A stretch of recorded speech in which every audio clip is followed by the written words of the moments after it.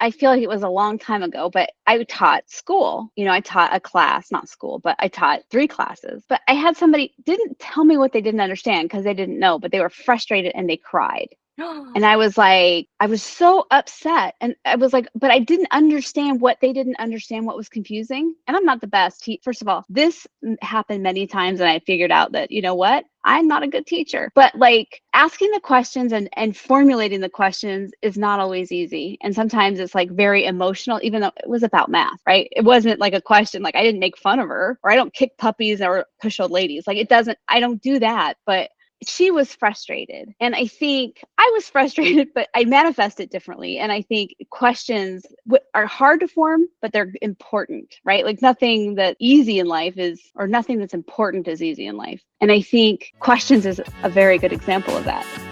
This is Get Unstuck Podcast, a podcast for entrepreneurs who prioritize their life first, business second. I'm Mudita Panmuk, your host, who dedicates my life to designing and building a business that supports lifestyle. We will learn together from entrepreneurs around the world how they overcome their life challenges, their business obstacles, and yet still get unstuck from the hamster wheel of burying themselves into their business. Because time is the number one commodity in the world that you cannot get back once it's gone. So let's shorten the learning curve and see how can we prioritize better. Let's get unstuck.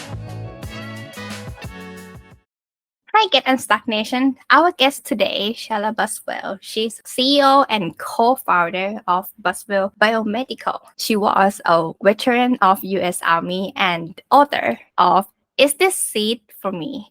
Overcoming Imposter Syndrome in Everyday Life and Business.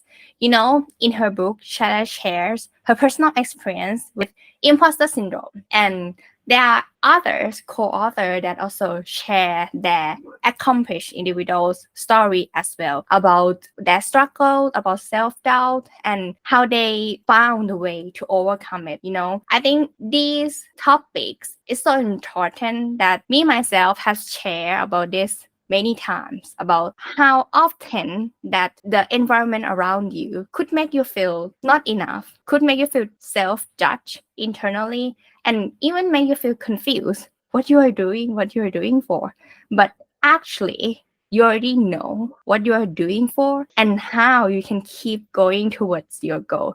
So today, everyone, Sheila is going to share with us her personal story, and we're going to talk about this. How can we go through the process? And maybe you can get some ideas of how can you break through this imposter syndrome and to make it work for you in everyday life and business. So without further ado, please welcome Sheila to Get Unstuck Podcast today. Hi, Sheila. How are you doing? Great. Thank you for having me. Yeah, I'm so excited to speak with you. We were speaking offline. I mean, your energy is so amazing, and I'm so excited to have you on today. Thanks. Likewise. So before we get started, how did you start the Buswell Biomedical though? So I joined the Army in 1997 after I lost my scholarship to the University of Utah, and I was injured when I was deployed to Bosnia in 1998, and I rehabbed in the UN hospital. And then I got a medical discharge for my injury, and I completed my education getting an MS in engineering. Like that's what I ended up with.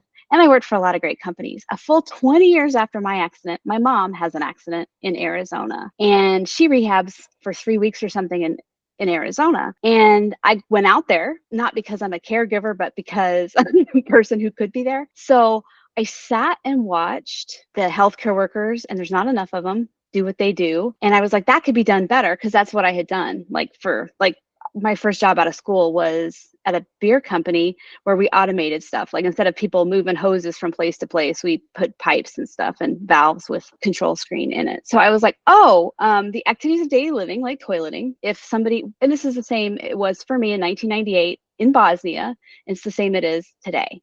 Like a patient can't conduct these activities of daily living independently. They need to have an entourage depending on your size and the number of healthcare workers available to help in any situation. So I sat there watching my mom struggle. And at first I was frustrated and mean to the healthcare workers who are well-intentioned, and God help them, because they have to deal with family members that are surly like I was. I started thinking about it, and I'm like, oh, they're just using a bad tool for the job. I'll just go work for who's ever developing the tool. And nobody was developing the tool. So I invented a device that allows the upward mobility, the ability to conduct these activities of daily living, and the healthcare workers are safer as a result. So when I'm not the entrepreneurial type initially, but it was like, oh, well, if not me, then who?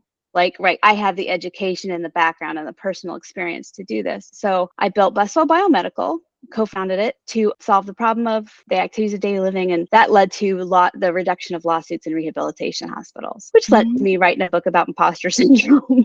How is related though? There must be story behind it. Like it's been a long time. Well, so I was, an engineer for like 20 years, or I still am, I guess, in heart. Like anyway, the power I believe in made me an engineer. But I knew engineering, and after I know this now, but after many years, I've been told I'm not quote unquote girly enough, which I don't even like saying girly.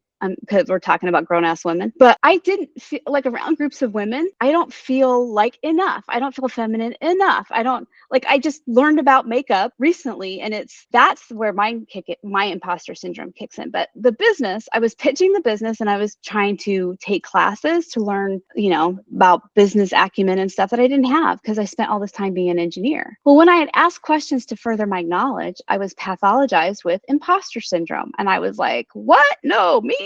I had never heard that term before. So it's not like I said, not me.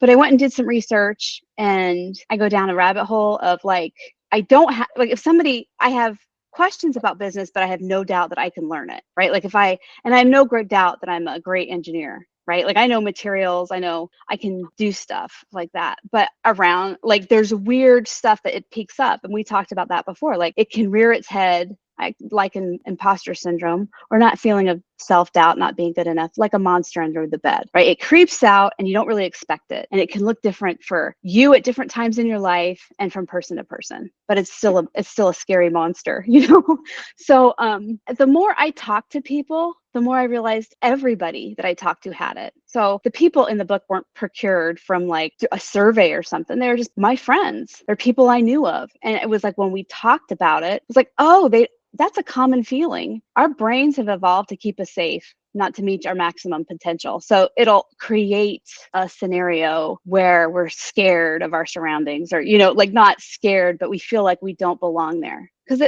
our brain, if we wants to keep us safe, we won't ever leave our house, right? Because that's safe. But that doesn't mean it's the best place to go. I've heard this, a ship is perfectly safe in the harbor, but that's not what it's meant for. It's meant to be out in the ocean, and it's not safe there, but that's where it's meant to be. And I think that's how we are. I mean, you talk about being unstuck or stuck, and I feel like that's people get stuck because they believe that voice in their head, that monster under the bed. So I think there are also sometimes that we also don't know that we actually feel insecure. Oh yeah, I totally agree with that.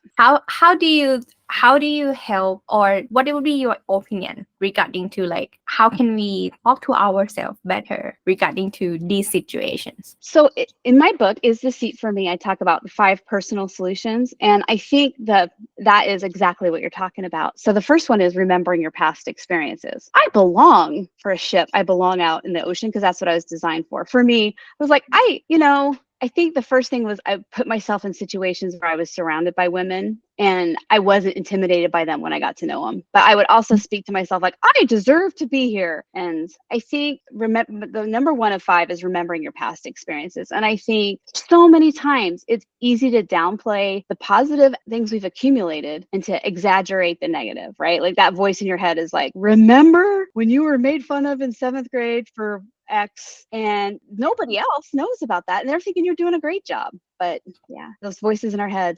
The second one is not to compare yourself to others, because when I'm old enough where I remember before social media, but I would compare myself in a way to motivate myself. Like, oh, if he can do this, I definitely can. But I think it was when now people compare themselves, their reality to a highlight reel that people put on social media, and it's just not fair, right?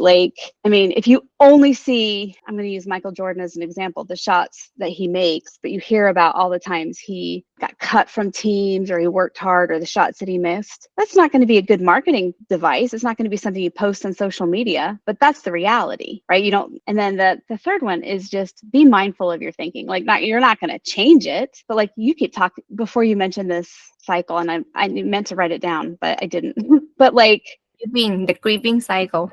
yeah, if you are aware is right. That was the first one. And that's like, I think if you're aware of your negative self-talk, you're going to be like, oh, that's what it is. And it helps you. Imposter syndrome doesn't like, or the self-doubt doesn't creep in the same way it did when I was 20, right? It's totally different now, but I can recognize it because I'm like talking negatively to myself. But I think I had to become aware of that. It's a practice like everything, and I'm not a finished product, right? So I have to learn this every time. And just being mindful and being like, oh, I wouldn't, I mean, this is separate, but you wouldn't talk to your friend or somebody you loved that way. So just don't allow yourself to think that. And then, God, this is so easy to say. The fourth one is so easy to say, but so hard to do. Give yourself grace. Like, and that changes also, as time goes, like initially I was like, oh, well, I'm not this, I'm not, super tall, and I don't have eye hand coordination. So I won't play for the WNBA. Right. Like that was a career path that was not suited for me. But like now it means something else. Like I have to give myself grace over, you know what? I had pneumonia. I have a business. There's things I should do, but you know what? I need to get better. So it wasn't until I really throttled back and I set that boundary. We were talking about boundaries being so important, but okay, I'm going to, regardless of the side effects other than this, I need to get better. And to get better, I need to, stay rested. You know what? I was moving. So leave the pile of stuff that needs to be put away on the floor until I feel better.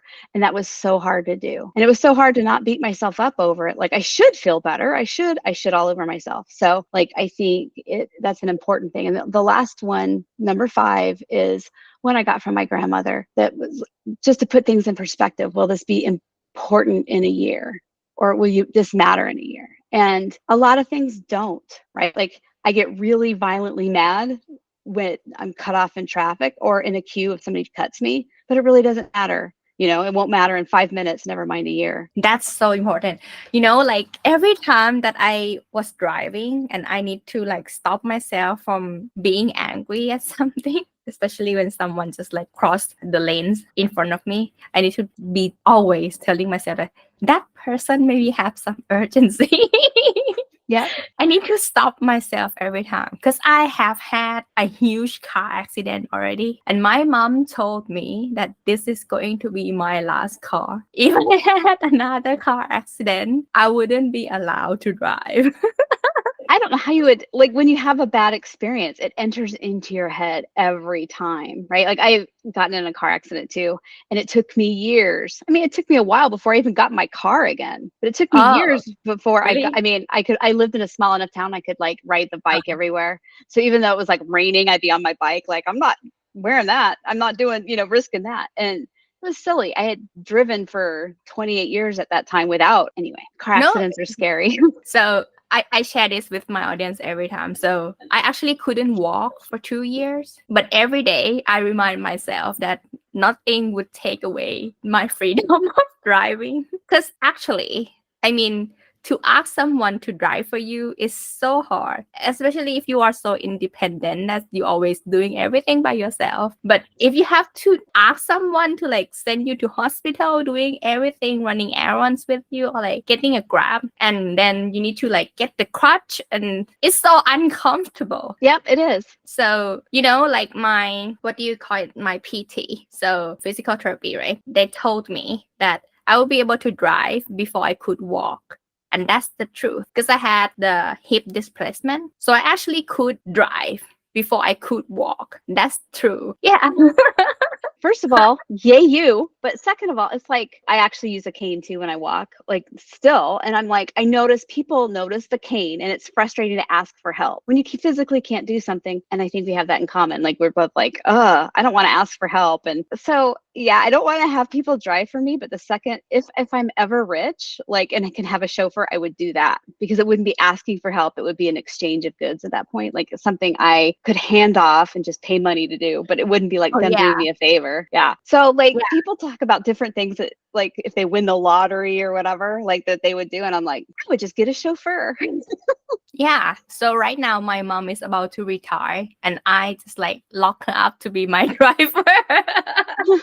So that's the solution currently. Yeah. So that is my solution currently, but I totally get it. So after I could drive though, doesn't mean that the pains goes away. Like I live in Bangkok right now and it's so traffic.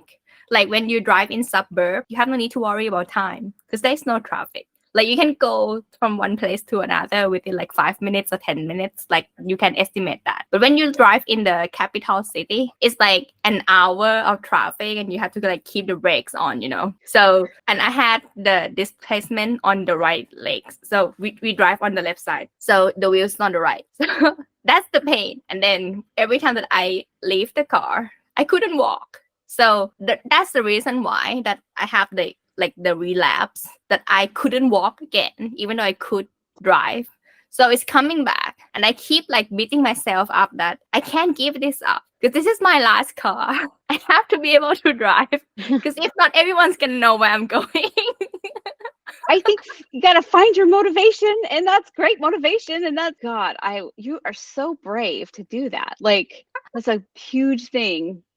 Yeah. No, I'm just sharing this because you just said that, yeah, you were like driving a car and like having the same accident. I'm like, I just want to share this because like the audience here knows the story. And I'm like, sometimes you need to choose, but it doesn't mean that I'm not scared that I would have another car accident though. Like what I'm trying to solve right now is that why that car accident happened, like how that happened, like So was it I'm not sleeping enough? Like I haven't seen the doctors to solve my problems since then. It's been 2 years already. Yeah.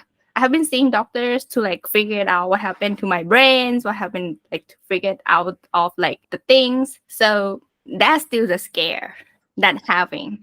And like whenever I didn't sleep enough, because I work on the US time zone, right? So it's gonna having the sleeping issues. But then when things are out of control, I think we have to accept it. Well, I think that takes practice too, right? Like accepting things you can't control. And I agree with you, but it's so hard. I mean, Oh yeah. oh God, I have so many questions for you. So like not how, but like the ability to overcome something like that. Like I was scared to death when I got to ride in a car, to be in charge of a car, like for months after my car accident. And I didn't have a serious injury, right? Like my car did, but I didn't. You know what I mean? So it's like you don't have that fear. And is it because you've grasped or you have control over, okay, it was out of my control. And so that's why you don't have the fear? No. Oh, my car is totally ripped off. That car was like totally ripped off. Yeah. It's actually like crash the sign, flip, crash another sign, flip, and crash another tree and flip back to that's what happened to the car. Well, I would be so scared to drive. I mean, I was scared to drive after my minimal accident. Well, my car was total. It wasn't minimal, but like I wasn't hurt. I think if I was hurt and all that happened, and your car, whatever, it would scare me every time I get in the car. And I think the fact that you're like, oh, it does, it was out of my control, and you kind of like, well, okay, I think this is something that I'm not scared of. I think the best line, this is my opinion though. I have the way that I look at things that it's not as important to me. Like the priority in my life would be like family and work, and the rest would be how I live my life. Driving a car is just taking me from one place to the others. And for me, it's the way that I look at it is to make me more comfortable and easy to live, basically. I didn't think about it that much. So it's just gonna do it, make my life easier or not. That's how I take a look at it without any other condition at all. But if it's something that related to work or family, that's going to affect me with a lot of double thing and self-doubt. Whether have I done it enough? Do I need to ask more if they satisfy?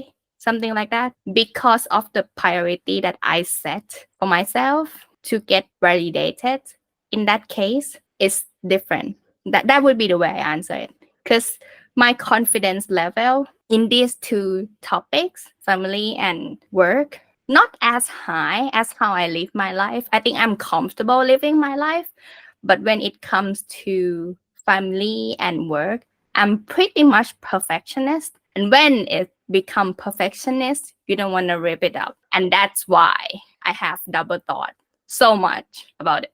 I I don't know how to, I'm going to liken it to like your comfort zone, right? Like if it's in your comfort zone, you get to be, you don't doubt yourself in your comfort zone. And I don't think it matters. I don't think it matters if you are in a position that's in, like, your family and your work, like, how to navigate that. And so that's what's important. But driving a car is totally not something that's important. And that's, to me, it's like, oh, my comfort zone would be forever changed around driving after my car accident was. But I have a comfort zone that's so many different, like, everybody's comfort zone is very jagged edged. And, work being, it depends on that work.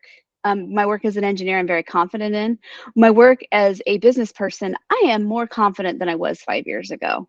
But, I don't question myself as much, but I still struggle around women. And I was just at a baby shower for the first time in my life. And I'm like, oh, I scored the lowest. I got the most zeros on the test. And because I don't know anything about babies, but it's weird how if it has to matter to you, and it has to be, if you put the priorities correct, work and family, I don't think it would matter to you very much, or, wouldn't be, or like, I guess that perspective in my mind shifted after talking to you about that. Yeah, I get that though. Like where you put your mind to, you're supposed to do good at it, right? But maybe there are always things that you can control and you cannot control, right? In everything. Like if you think everything is as a project. So let's talk about project management. So if everything is a project, there are things that you can control and there are things that you cannot control. So the things that you cannot control, you can consider them as a risk. And the risks are there, whether you like it or not. But to focus on the things that you can control, you can really control it. But you also cannot be a control freak as well. So you can control, or you either prepare. I think preparation is being prepared is better, because, oh my God, if you have a boss that micromanages you because he has this fear of loss of control, it's so hard to do your job. You talk about being stuck and unstuck, and oh my gosh, I remember I didn't work as effectively to like prove a point. Like, just because you're here all the time, I'm not, I can't do my work. So I think what I discovered this day recently from many clients that I have seen, just like these couple of weeks, is that the most mistakes that my clients make is not seeing how do you call it? What is the verb? Wait, let me think. So if you promote someone that works for you to be the manager level, you have lost the worker already. And they might not be a good manager if they don't like to manage. So you need to really able to distinguish these two type of people first, right? But what are the options that you have? You're gonna recruit more manager, or you're gonna find the manager from other departments, so you're still hiring within.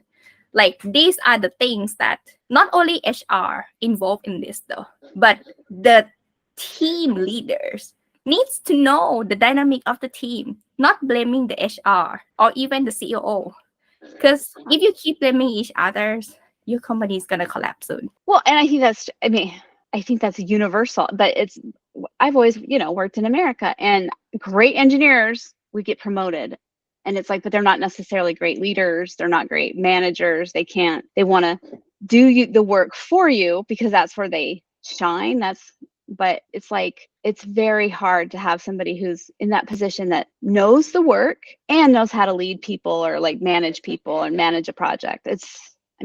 It's not just imposter syndrome at that point. It's like, it's more complex than that. But maybe you are an imposter. Maybe you're a great engineer and you like to solve problems. But I think you had a guest previously that talked about, just knowing what you want and taking inventory and acknowledging that. And I think that's important, because it's like, I begrudgingly became an entrepreneur. I wasn't scared of it, but I knew, like, at the end of the day, like 5 years later, I'm like, yeah, like driving and getting a chauffeur, I plan to offload and just be a technical expert again. Like, that was not just my comfort zone, but it was what I've thrived in, right? Like, I liked that. So I just think about it. What about saying what you don't know? Even though you are the manager, what's wrong about it? Because the worker or the subordinates that working for you can fill in. Like if you're gonna use like OKR to like fill in, I'm thinking about like if you don't want to double think yourself that not feeling empty inside whether you're doing a good job or not, or you don't want to let any other people down about yourself, why don't you just ask something that you actually don't know whether you don't know or not, and how other people think. I love when people ask questions because it explains to me, and you don't have to guess what they don't know. And I think your own self-doubt, fake it till you make it, just makes self-doubt work. I think Betsy worse. And I think Betsy Mercado, who she gives a story and she talks about that. But like, I think if you feel like you have to always have all the answers, it's a fake it till you make it type scenario where the imposter syndrome or the self-doubt would be pushed down and made bigger. Like, so that's my take. But, and also as a person, golden rule, like if you don't know, just tell me you don't know and ask questions. Like, yeah, I agree. Because I think the more question we have in the middle table, that's actually more problem we can solve. And that's how we move forward together as the company, as a family. That is the smallest unit, right?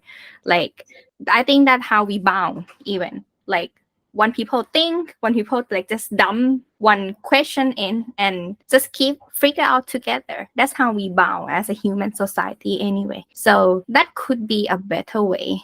But at deep down, thinking about the right question to ask also hard. Yeah. Like, I don't know what to ask. Like, if I have so open-ended question asking someone, they also don't know what to answer as well, right? If I'm the interviewer. So I feel like it was a long time ago, but I taught school. I taught a class, not school, but I taught 3 classes.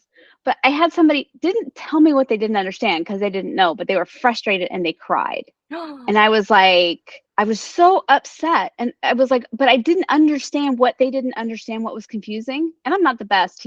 First of all, this happened many times and I figured out that, you know what, I'm not a good teacher.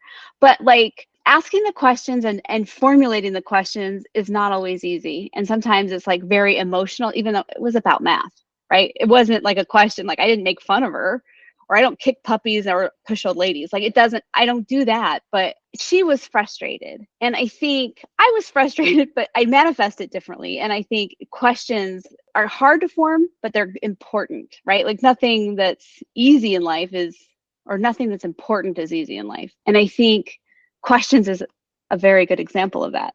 Do you think it's because how we were raised up when we were young? Like we were not being taught to ask enough when we were younger? So I do think that there's, because I don't know how you were raised, but I'm old enough to be like, you kids were seen and not heard.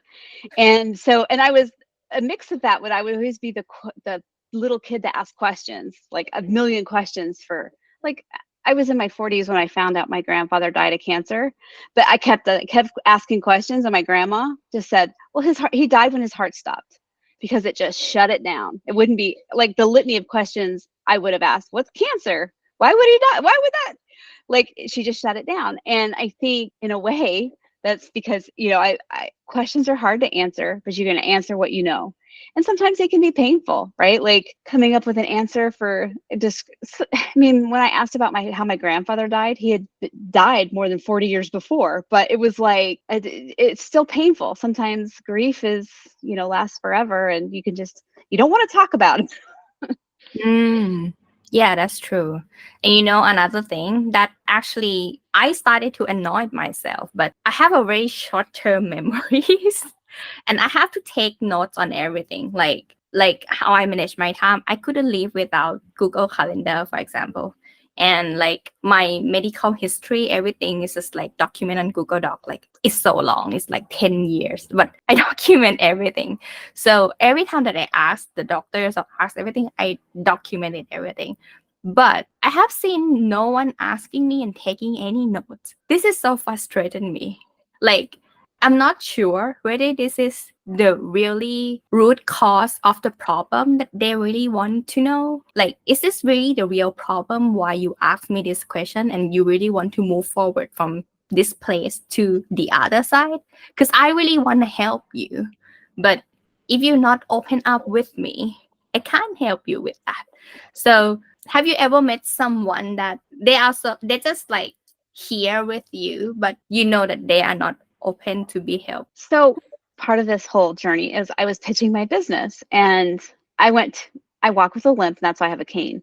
But like my husband was with me, so he took me to the bathroom afterwards, and he stayed outside. Well, this other guy assumed that, my husband knew the answer to technical questions or whatever. So he went up and peppered her with questions. And no, I saw that guy numerous times after that, but like my husband's like, no, you have to wait for her. She knows. But he was never going to accept that it was my idea, my product, my patent, whatever, like all those things, no matter what. And I did not know how to attack it. It was just something I feel like said this before about, okay, that's out of my control. I'm going to make sure I'm squared away. I'm doing what I can, but I'm going to prepare if it affects me. But yeah, that's not something I can control. And now, well, I don't need him. Like he was just a guy who saw the pitch. Like, and he was like thinking my husband had the answer to technical questions, but he's like, oh, he didn't think that a woman could have a technical idea or run a company. He thought my husband would know, and he didn't. And no matter how many times I talked to him or interfaced with him, I wasn't capable of changing his mind. So I had to find peace in myself and say, he doesn't matter, like he's just somebody who heard the pitch, and I'm not going to change his mind. So I can't control that. I need to prepare for it happening again. But it was one of those things where I I was firmly set in what I knew. So I was like, where I wanted it, and where I wanted to go for what was important to me. And he definitely was not. And I think that is a way to fight imposter syndrome too, is just knowing what you're about, right? Like having confidence inside and out that, okay, but that's understanding what you have control of and what you don't, right? Like I'm not going to be able to fix and change everybody's mind. I just want to focus on my mind, right? I don't want that monster under my bed to have the control that it had on me once. It's not like I'm a work in progress, but like we talked about before. But I think when you acknowledge, like you just are aware that people don't matter, or what they don't have an effect. They can try to have an effect, but it's not that important. And being able to understand that. Are there many times that like when this incident occurs, you come back home and keep thinking about it? Oh, absolutely. Mostly, I think that's voice in my head comes up when I go to do something similar, or I come home and I'm like when I talked about being a teacher and that students started crying, to this day that bothers me. Like when I give a pitch and I'm trying to briefly explain my product, which has the control system that's run by artificial intelligence, machine learning, and so I don't recognize if people are picking up what I'm putting down or whatever. I think of that student that was just so frustrated and she was crying. It made me feel like, oh, I wasn't able to convey math. How am I going to be able to convey this? Even though I've been working on it but I thought about it I still think about it. I think about it all the time. It stays with me. I think I just watched. Have you ever watched series True Blood? No, I haven't. Is that a vampire one?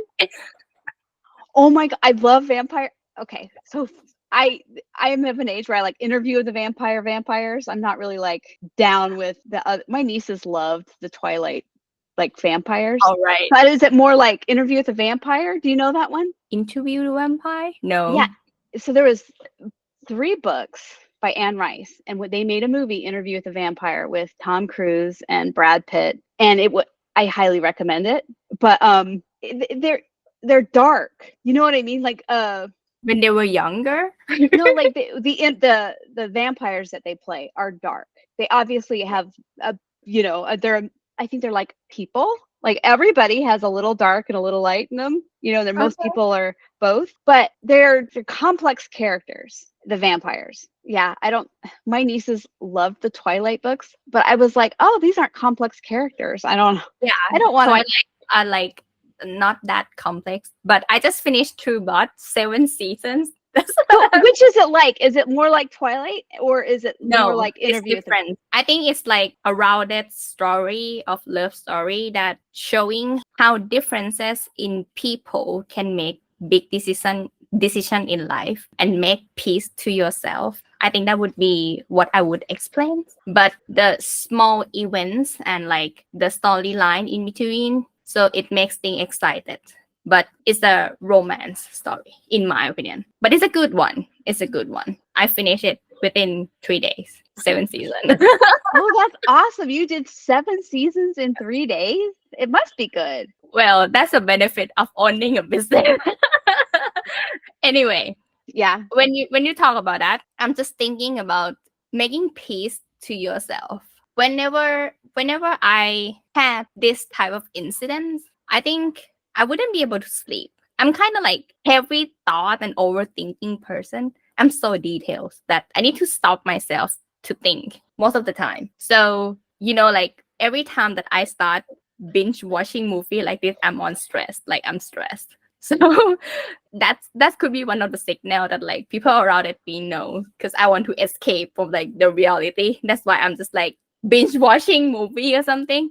But it's worth it, true bot. Anyway, making peace to yourself. What I mean by that, like of these awful stories that happen to you, awful incident. For example, your teaching story, right?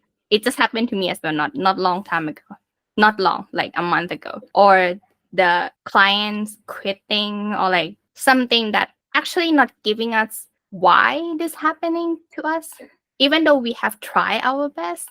I think one thing that gave me put myself to sleep is to shift the way I think, that thank you for coming into my life and showing me this lesson so that I can share this to other people about this thing. You know the reason why I started this podcast? No, why? So I left a franchise partnership, and then I totally heartbroken. Like I totally lost myself. I think it's been 3 years already. Yeah, 3 or 4 years already. I totally lost myself, and I don't know where to go. I don't know where to start. I was in Belfast back in the days. Yeah. So I flew from Thailand back to Belfast, and my mom bought me not this microphone though, the old one. And she said, what you are good at is to interview people. So keep interviewing people and gain back your confidence. That's awesome. Yeah. Your mom sounds like my mom's awesome too, but your mom sounds like a great lady too. Yeah, she You're is. very She lucky. is. But she's tough though. That is like in the blanket, but she is very tough. But yeah, she is. So at least like whatever happens is a lesson that like happens to you anyway, that it already happens, and you're gonna go through it, and it may happens again. So you can only prepare and make peace with it, because if it's happened again, it could hurt less. Like Yep. a heartbroken. So I think this was one of your previous guests also. She's like, doesn't say failure. She either learns or she succeeds, and there's no failure. And I think that's like your way of saying making peace and just saying, okay, I can't prevent that. The milk is spilled, like they'd say, but in the future, I can do what I can, or give up that it's, or like acknowledge that it's out of my control. And I think that's important. I know that you're not giving up, for sure. You don't. But it's not gonna be the hole in your heart. If you know what I mean. Because if that's the case, it means that it's still empty. You need to fill up that hole with something.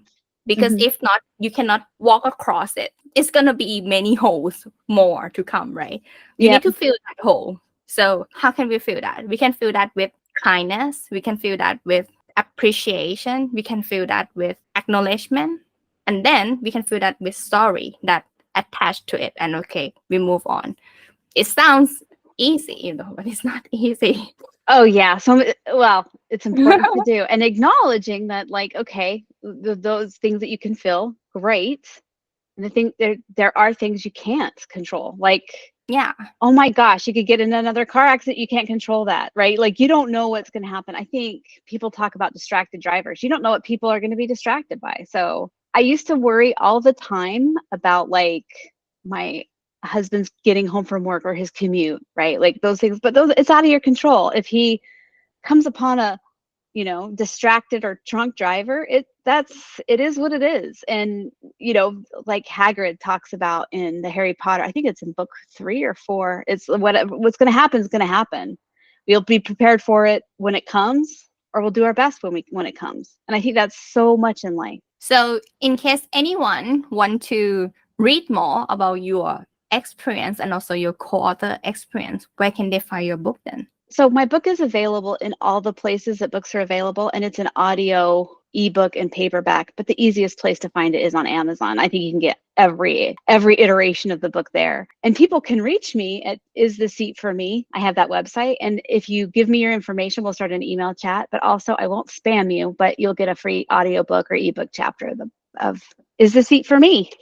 Okay, so I will make sure that the links will be pop up around here and also in the description as well as the show note. Everyone, I think imposter syndrome is something, I mean, if you can say it as serious, it could be serious though. If you like stick to it and like not pulling yourself out of it, like how to say that, like rounding yourself around it and then keep doubting yourself about it. But if you acknowledge the experience and you able to overcome it and learning from experience of others, you could see more perspective regarding to this, and you will know you are not the only one who feeling that way, and there are ways to cope with it. And I want you to know that you are enough. So thank you so much for joining Get Unstuck podcast today, Sheila, and I hope you have a great day ahead. You too. Thank you.